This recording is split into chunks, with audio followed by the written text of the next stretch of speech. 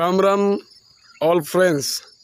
বাংলাদেশি একটা মুসলিম হুজুর তাদের ধর্ম নিয়ে কি বলল আপনারা শুনুন।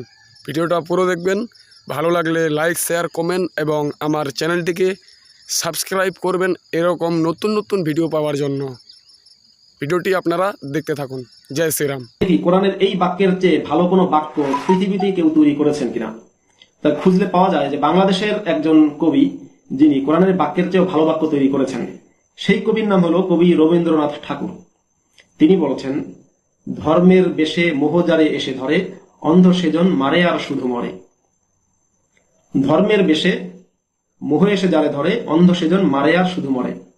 আমার মনে হয় বাংলাভাষী যারা তাদেরকে এই কথাটার কি ব্যাখ্যা দেওয়া দরকার আছে। এবার আমি প্রশ্ন করি, রবীন্দ্রনাথ ঠাকুরের এই যে কবিতার লাইন, এই লাইনের সাথে আমি কোরআনে যে আয়াতটা পাঠ করলাম যে তারা আল্লাহর সাথে লড়াই করে, অন্যকে মারে, নিজেও মরে, এই দুইটার মধ্যে কম্পেয়ার করুন। কম্পেয়ার করার পরে হুইচ দ্য বেস্ট ডিসিশন নিন যে কোরআনের এই আয়াত সূরা তাওবার 111 নম্বর আয়াত, এটা কি উত্তম নাকি রবি ঠাকুরের এই কবিতার লাইনটা বেশি উত্তম? Which the best, make your decision from yourself. নিজে নিজে সিদ্ধান্ত নিন যে কোনটা ঠিক। আমি দেখিয়ে দিলাম যে মোহাম্মদের আল্লাহর চেয়ে আমাদের বাঙালি কবি রবীন্দ্রনাথ ঠাকুরের কবিতা, ভাষা, বক্তব্য অনেক উন্নত মানের।